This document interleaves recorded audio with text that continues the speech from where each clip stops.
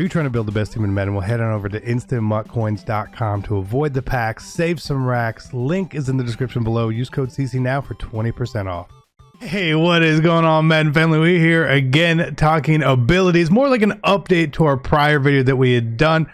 I'm going to try to remember to put the link down below for that, where we sort of went over it. But as the year evolves and as things change, we're going to do updates for these videos. So you guys want to make sure that you are here for it. Find out what is good, what is bad, how things change, etc, etc, etc. So please, if you are new, do consider subscribing. If you enjoy the videos, this helps you out at all, or if you just like videos, hit the like, I guess. Let's roll into this. Let's talk about this updated the abilities. Now, I'm not going to cover every ability in this video. Again, that was sort of covered before. This is more the update to it, right? So if I don't cover it, I'm assume my thought is basically the same. And again, like I said, as the year goes along, we're going to unlock new abilities and be able to try new things and see what really works. And I want to talk more in depth about the abilities that I'm using and why I'm using them. So we're going to start there, right? I know we covered this a little bit in Best Team in Madden series, but I think this is important to go over here. Now, Gunslinger to me is super good. It is super good, especially for one ability point on the strong arms. The idea that the strong arm gets it for 1 point and other archetypes get it for more, I think is very fair and balanced. So I'm perfectly okay with it. But Gunslinger is phenomenal. It is great. I love using it.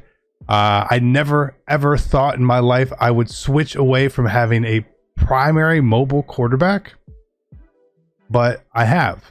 Now I still do have Vic on the team, obviously, but that's for other purposes right there. So Gunslinger is super good. It is super good. The other ability I want to sort of call out here is Backfield Master on receiving halfbacks for 1 ability point. Again, if you have a receiving back, this is what you're going to want to use. It's really quite good. You should definitely be using it. Additionally, when we talk about the abilities on offensive linemen, I think as the year goes on, we'll find out more about them all, right? But still, Edge Protector for me at 1 ability point is still a really good value. Yes, they will only really stop edge threats, but I'm okay with that. I know some people only run 1 Edge Protector and will double team on the other side. That's up to you. With the way that the play clock is and how we like to set up routes and do motion and stuff at times, I'm more likely to take 1 or 2 5-yard penalties or force a timeout trying to get extra steps in than use the extra ability point. So that's why for me, I do it there. Now, fast break, while it is helpful to have when you're doing designed quarterback runs, at 3 ability points, I don't think it is worth it. After using it for multiple weeks, it's helpful, but you don't overly need it. It is going to be something I'm going to be changing and taking off. I will still be using Vic as sort of a secondary quarterback in the game, but just use him without any abilities at that point for when I want to run read option, quarterback draw, shovel options, whatever, anything like that, right? So this is an okay ability, but it's overpriced at 3 points, especially on scramblers, especially like it's a scrambler. Like this should, if Gunslinger is 1 on a strong arm, this should probably be 1 on a scrambler, in my opinion. The balancing of APs is something that we expect to change throughout the year. This is a balancing point I would like to have. Same thing with Escape Artist. I think it is just too expensive to use on most players, honestly. Is it good? Yes. Does it work? Yes. Is it expensive? Yeah, it really is. So that is what it is. We do not have Matchup Nightmare, but I do like Matchup Nightmare. I've used it, and I think that's what's going to be going back on my team. It is very helpful. It is not what it was last year, where it was sort of close your eyes and pray. But Matchup Nightmare is something you guys will probably want to look into a little bit. Honestly, it makes a lot of sense. Now, I kind of do prefer using it on the tight end. Call me crazy here, but we're going to look here at Waller and see Matchup Nightmare here. It is 2 ability points here for a vertical threat tight end. If we get rid of the fast break on Vic, we can do that, and we still have room for other things as well. Additionally, if you really want to use it on, say, a receiver, could. It is helpful, but it really doesn't help as much. You really want to be using Matchup Nightmare when people are playing against linebackers, and then it does include safeties at linebacker. It's position, it's not their actual position. So it's a formational position is what I want to say. But all the tight ends here are vertical threat that we see. Additionally, I still not a big on the running back abilities. I don't overly see the use of it. I don't think a lot of people really use it. Route runners are still great as receivers. Someone like a Reggie Wayne or the upcoming Stephon Diggs, because they're going to be able to get certain abilities there. Works really well. The Slot Apprentice is cheap for them, right? Flip it over. Let's go to defense. This is where things have changed a little bit more. Obviously, Gunslinger was just something we hadn't really used because we couldn't really use it. It didn't really exist. Defensively, things are changing. We used to be, oh, you got to run edge threat. We don't run edge threat anymore. The main reason is it's expensive, right? Now, if you are playing in seasons, Acrobat does good. If you're playing all Madden, Acrobat does even better.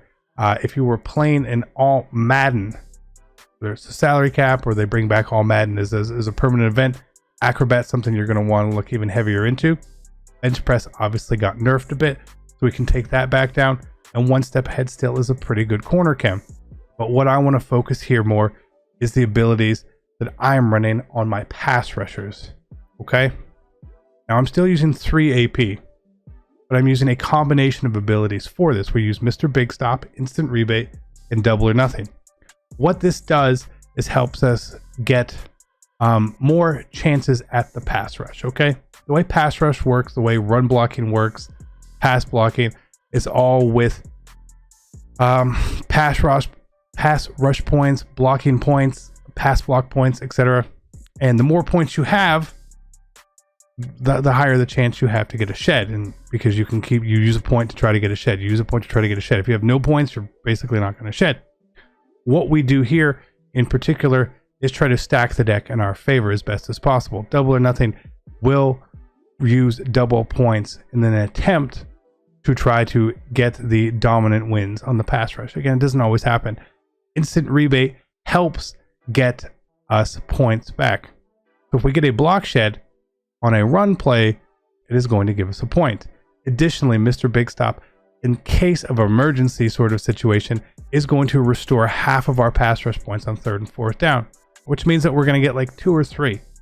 So we are going to have a chance on 3rd and 4th down to get that sort of fluke shed, that fluke sack, whatever it may be, right? So I'm actually running this on Ricky and on Lawrence Taylor, both pass rushers that I have. Now there are other abilities which I am hearing that people are using and liking.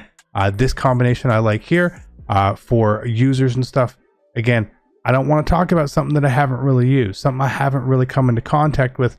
And so that's why I said we will do updates along the year as we learn more things about it. Okay?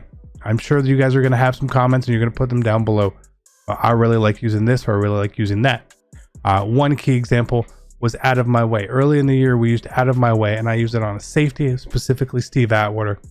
When I was playing heavy runners, I would put him out at cornerback because with Out of My Way, he should, theoretically, give me a dominant run shed. Right? He should. But did he? No, he didn't. So let's go look at what Out of My Way is and see if we can find it here. Out of My Way, dominant impact block wins versus receivers, halfbacks, and tight ends. The biggest problem with using it there was it wasn't really an impact block, right? So it didn't really do anything. It was just a regular block. So they didn't shed any extra. And it's one ability point, I thought it sounded like it would be pretty good.